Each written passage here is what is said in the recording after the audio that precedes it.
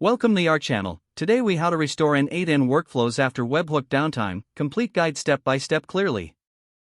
Begin by assessing the current situation regarding your N8n workflows and the affected webhooks.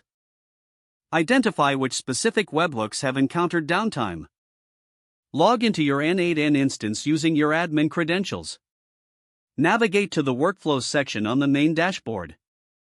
Locate the workflows connected to the impacted webhooks. Click on each workflow to open its details for inspection. Review the configuration of each webhook node within the workflow. Ensure all required settings, such as the method, URL, and authentication, are correctly configured. Check for any error messages or status indicators indicating the webhook failure. If adjustments are needed, update the webhook settings as necessary. In some instances, you may need to re-establish connections to external services. Once updates are made, save the changes to the workflows.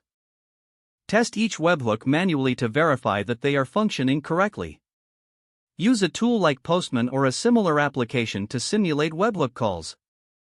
Monitor the logs in N8n to confirm that the webhooks are receiving and processing requests. If the workflows still do not trigger, check the server settings for firewall issues or security rules that may block requests. Consider reviewing recent changes made to your server or N8n configuration that could have impacted functionality.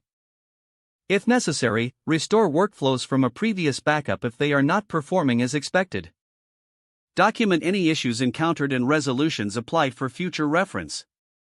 Finally, monitor your workflows consistently to ensure stability and performance moving forward. If the page does not load, refresh the browser or try again in a private or incognito window. Make sure you are using the correct email address, then retype it carefully to avoid small typos.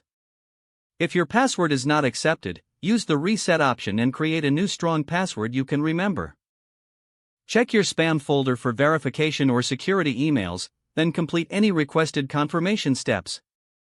Enable two-factor authentication if available to improve account security and reduce unauthorized access risk. After signing in, review your profile details so your contact information and settings are accurate and current. If you see an error message, note it down and try again after restarting your device and internet connection. Log out when you finish, especially on shared devices, to keep your account and payment information secure. Don't forget to like this video and subscribe to our channel for more step-by-step tech guides.